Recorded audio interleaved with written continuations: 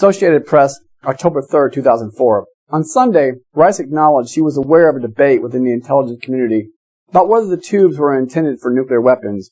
I knew that there was a dispute. I actually didn't really know the nature of the dispute, Rice told ABC's This Week program. A New York Times story Sunday quoted 4 CIA officials and a senior administration official as saying that Rice's staff had been told in 2001 that Energy Department experts believed that the tubes were probably intended for small artillery rockets and not nuclear weapons. Rice said she learned of objections by the Energy Department only after making her 2002 comments. Are we to believe that the National Security Advisor of the United States was unaware of an intelligence dispute of this magnitude that had been going on for well over a year? One congressional investigator went so far as to call it a holy war. Doesn't it strike you as suspicious that she didn't bother consulting the DOE before serving up images of nuclear detonation? New York Times, October 3rd, 2004.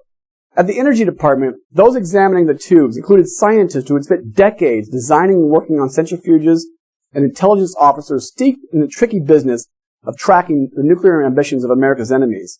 On questions about nuclear centrifuges, this was unambiguously the A-team of the intelligence community. And yet the A-team was toppled by Turner, who was curiously encouraged by the head of the CIA.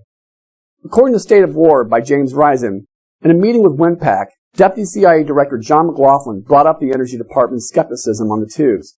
Turner retorted, "No, that's bullshit. There's only one use for them," recalled a former official who attended the meeting.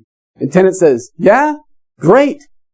It seems woefully inadequate that Tenet responded to Turner with such simplistic acceptance.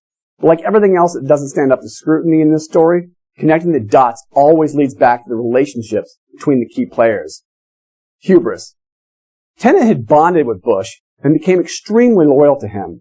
According to A.B. Krongard, the CIA's executive director, it was beyond professional loyalty.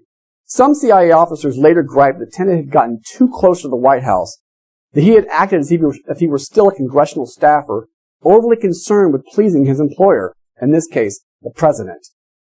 A cozy relationship with the president was doubly dangerous, given that the CIA was the dominant force in the intelligence community. As the October 3rd, 2004 New York Times article pointed out, the CIA has a distinct edge, unique access to policymakers, and unique control of intelligence reporting. The Senate Intelligence Report found that's how the CIA got away with isolating its reporting on the tubes. The CIA would also control the language of the National Intelligence Estimate, NIE for short, painting an illusion of the threat that they invented. You can't believe everything you read.